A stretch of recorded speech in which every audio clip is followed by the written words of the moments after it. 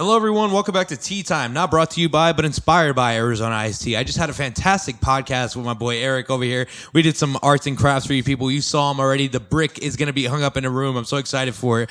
But nonetheless, here we are for Tea Time. I'm drinking a black and white Arizona Iced Tea today. What are you drinking today, Eric? Green tea. Green tea. Cheers, my friend. Crack it open. Shake it up. It's a pro tip. I didn't know that you had to shake them. So before, just give it a second. My one buddy... God, you go over now. I just didn't want it to spray everywhere for you. My one buddy, Mario, shout out to you, Mario. I said that to him, and he was like, what the fuck do you mean it's a pro tip to shake it, bro? Like, he was being a little bit of an asshole of it, right? And he's like, it doesn't even say that. Like, why are you even saying that? I'm like, oh, yeah, it doesn't? Bro, check it out. Right on the bottom, it says shake well. It does. It says shake well. Right by the purchase tag right here, it says shake well. I bet he felt like a real dork after seeing that.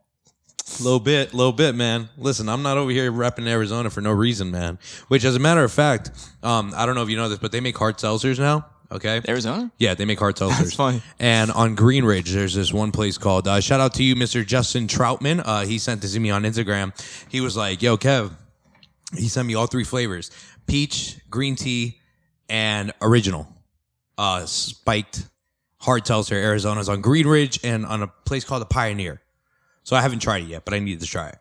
I was going to try it today, but it's the day after Cinco de Mayo. And would you have appreciated it? Probably not, right? It might have been nice. Yeah, it would have been nice. Help the hangover a little bit. Yeah, help the hangover. What were you drinking last night, my friend?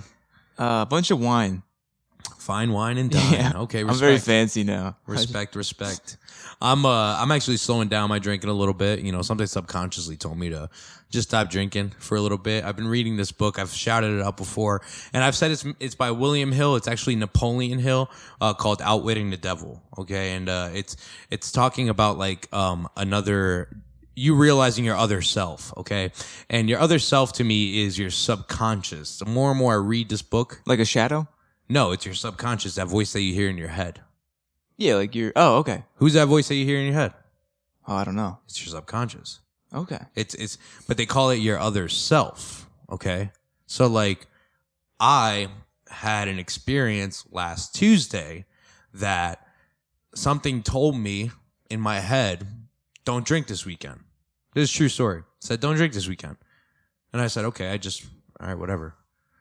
Thursday came around. Thought came around again. Don't drink this weekend. Just don't drink this weekend. And listen, don't get me wrong. I'm not here getting fucked up every weekend. Okay, it's like I drink enough to go to sleep. You know, I'm like, well, you're a little tipsy now. You go to sleep. It's cool, whatever. And I don't see a problem with that. You know, work hard. You work hard during the week. You can enjoy a drink on a weekend. But also, I looked at it as in like a weight aspect. You know, I work out a lot. I go to the gym a lot. I've had a beer belly for quite some time. Maybe it's time to make a change. So that happened on Thursday. Friday comes around. I'm like, yo, I want to go hang out with these people, right? I call up my buddy, yo, what are we doing? Da, da, da. Do you want to walk over to City Market? You want to grab some beers? My buddy goes, I'm actually going to give up drinking for a little bit, trying to get that summer bod. That's what he said. And I was like, word. I was like, that's what I needed to hear. But isn't it crazy that something subconsciously was telling me, don't drink this weekend. Then come that Friday, he's like, yeah, I'm not trying to drink. That's like a collective consciousness kind of thing. Like that same kind of bug got in both your ears. Yeah, trying to be self-aware. And that's what I think the book is about mostly. And it's like your subconscious, right? It tells you that you can't do something. It instills this fear in you. You know, like I have a fear sometimes, and more often than not, my crutch is financial. You know, it's a financial crutch. Like, ooh, should I really buy it? Because, all right, maybe it's going to make the podcast better, but can you afford it? You know, that's the battles that I deal with all the time. But what they're trying to tell you in this book is like, acknowledge it, accept it, fight through it, and take the risk. You know? Yeah. I've been listening to a lot of like psychology stuff while I'm drawing, and a huge thing is like with the subconscious is like the more conscious and self-aware you are, the less your subconscious like dictates your actions, and then the less aware you are and the less conscious you are, the more your subconscious dictates your like. If you're not like aware of yourself or your motivations, you'll be letting like things like fear and anxiety actually pick choices for you against your best interests. Like, yeah, it's really interesting. That's and that's the type of thing. That's the type of mindset that I've been trying to explore. Just like really figure out who I am internally and externally. Because externally, you see a happy, fun guy, you know, but there's a lot of internal problems going on, you know, and that I'm trying to figure out. And just subconsciously, if you can understand that voice in your head and use it towards your benefit, maybe you have the upper hand against someone. But I'm not saying that that's the way to go, you know, but if it works for you, it works for you. And it's starting to work for me, in my opinion, you know, so it's really, really cool to be able to reflect off of that book. And like that question I asked you earlier about temporary defeat, right? Temporary defeat. That was from that book, you know, because we were talking about temporary defeat. Like I can remember, and it said, try to remember a time where you had a temporary defeat that made it feel like a permanent defeat, and you work through it, you know, and I find myself going through that a lot. Like I just mentioned to you, audio sometimes get lost, you know, and it's like, oh, shoot. In the moment, I look at it as a permanent defeat. What I mean by that is F this, F that. I'm not going to be able to get this person to come back over again, have this podcast and shoot it over, da-da-da. Like it's a permanent defeat. I'm there and I'm just like seeing the worst of it. And then after a while, you start to realize that shit, maybe you can make this defeat temporary. You know, and that's where I've been learning from this book. So I think it's really cool. Yeah, I think like in the midst of an L, your mindset is very important. Yeah. That like determines like whether it's like a major L or if it's like, I mean, if you're so like closed off to the idea of it being fixable, you won't fix it. Mm-hmm. And you were mentioning earlier where your art, it's like a lot of troubleshooting. Yeah, a lot of troubleshooting. So it's in a sense the same way. You're just trying to figure it out. You know, everything. It says, it even said in the book, it said, as crazy as it sounds, every single problem is fixable. You can fix it. You just have to figure out how to do it. You know, you have to be that stream moving in between the rocks. Bang. That was fire. Hell yeah. But yeah, man, that book's fantastic. Life's been great. I went to a Monster Jam truck show yesterday. Okay, that was pretty tough. How was that? It was fantastic. Shout out to Camo. Thank you for bringing me. We were celebrating his son's birthday, and it was a really good time. Never did I ever think that I would be at a monster truck rally, you know, just watching these monster trucks do like donuts and shit. And after the fact, honestly, I think I had more fun than the kid did. So serious. I think I had more fun. Like, you know, Nitro Circus. You ever hear of Nitro Circus? Yeah, they're so cool. The flips and stuff. Always wanted to go to one. Never went. That was the closest thing to a Nitro Circus that I've gone to. Because they had the monster trucks and then they had guys on dirt bikes just doing their thing, doing backflips, doing all these tricks. And it was crazy. I was like, yo, this is like really, really sick, you know? But then after the fact, I went home and talked to Mary, you know, 420, talked to Mary.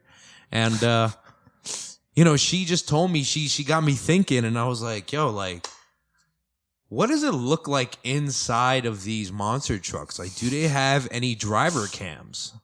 And they do. And for like a solid 20 minutes, I was on YouTube watching these monster truck drivers with the driving cam on the inside, seeing how they're doing these tricks, seeing the spinning, you know, the back. There was one where a guy did a backflip. Wait, they got the third-person video game view of the truck? Yeah, there's just like in real time? Yeah, so you're in the cabinet of the driver. You're in the cabinet with the driver, okay? And it's kind of like it's in the top left corner, like you're looking over the shoulder of the driver. And you can just see him like turning the wheel, adjusting the gears, going in and out. Like it's crazy, dude. Oh, you're seeing inside the cockpit. Yeah, you're inside. It's like you're the driver. That's so sick. Yeah, it's like you're the driver. But dude, I went home yesterday and I'm there like watching this video for like 15, 20 minutes. And I'm like, wow. I'm like, I really got sucked into this. 10, 15 minutes later, I'm like, this is crazy. I would love to do this, but if I could get a ride along in a monster truck, I would do it. What's the biggest vehicle you've driven so far? How close are you to that, actualizing that? The biggest vehicle that I've driven thus far is the largest U-Haul that you could get without having to have a trucking license. That's like 60% of a monster truck, dude. That's not bad. And I've taken out a lot of sidewalks with that truck. I really did. I cut a lot of corners the wrong way. I have been in a monster truck because at Dorney Park, they during Fright Fest, they actually had the Gravedigger there, and they were like giving you like rides and stuff like in the back. Like they had a body and a frame that the back would allow passengers to sit on it and go through like a track with hills and stuff. Nothing crazy, but just like it was pretty cool. A lot of fun. Yeah. You have a lot of monster truck experience. I know. Like way more than the average person. Listen, I've hung out with friends in Tunkhannock, okay? I've gone jeeping. They call it jeeping, mudding county, you know, out in the woods, and I've done that, and that's a fantastic time. Dude, I loved it. It looks so sick. Like, I'm a mountain bike boy, and I run into those, like, like Mad Max squads every once in a while, like 30 side by sides. Yep. In a line. It looks so fun. It's a lot of fun. It's dangerous. Last time we did it, the Jeeps got stuck in the woods because the gas tank fell out. Oh. So then we went and got the other Jeep. I told the story, right? But we went and got the other Jeep, bro. And on our way up, bringing up the other Jeep got stuck. So now we got 2 Jeeps stuck in the woods. So then they went down and got their quads. And then they tried like wenching it out with their quads. And then one kid, so 2 guys on a quad, 1 guy in the driver of the Jeep. And every time, 1, 2, 3, punch it. You know, everybody punching it. Well, the one time, the one kid misjudged the punch. And the tension got tight at the wrong moment, bro. Dude, homie was... Oof. I was like, ooh. And he was like, ah. He was like laying at the trees like, oh, man, the whiplash. I'm like, yeah, that one looked terrible. That one looked really, really bad. So that was my experience. We did get the Jeeps out the day after, though. Oh, hell yeah. It was a lot of fun. I wanted to tell you a story. Okay, so I got this tattoo recently. Okay, I talked about it. It's a hangman. Okay. Oh, nice. And that's my name. Okay, it's 2 E's. Okay, so Keven is how I spell my name, right? And I gave someone my business card because, like, I was talking to you about the basketball league. I gave one of the kids the business cards, and it has my name on it. And he goes, "Is it Keven?" And I was like, "It's Kevin." It's an insane guess. Yeah, I'm like, "It's Kevin, right?"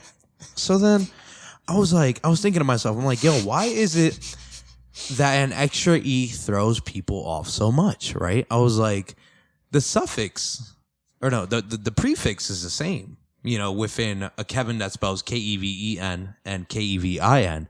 The prefix is the same, which is Kev. It's the same.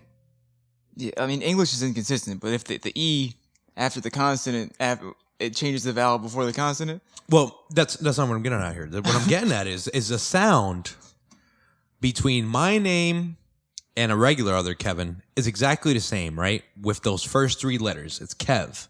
Okay? So why is it that people go from Kevin to Keven to K-even? And it's like, I'm here just thinking, I'm like, what's going on? Like, why is it throwing people off so much? Like, what's going on here? You know, so I thought, I'm like, that's fucked up. That's real fucked up. But then I thought I was fucked up too. And you want to know how? Okay. As I mentioned earlier, I grew up in PCP. And near PCP in Tobyhanna, there is the Army Depot.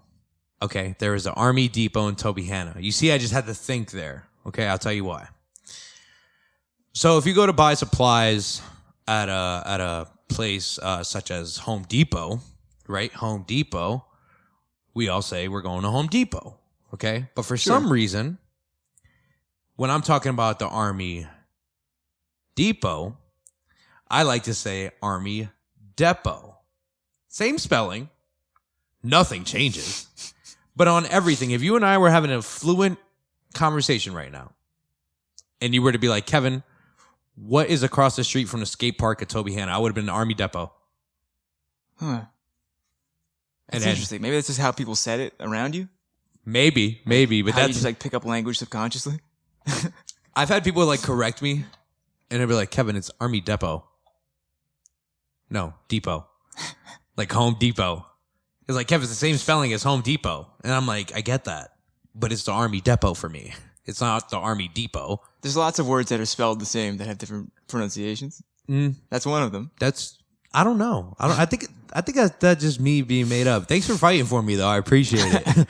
But that's back to like the Kevin aspect of things. It's like, I get it, full circle. I can't slander anyone for like getting my name wrong because I'm over here saying Home Depot and Army Depot, and it will forever be the Army Depot for me, 110%. So Keven is wild. That's no one's Keven. Keven, K-even. That sounds more like a adjective or like an activity.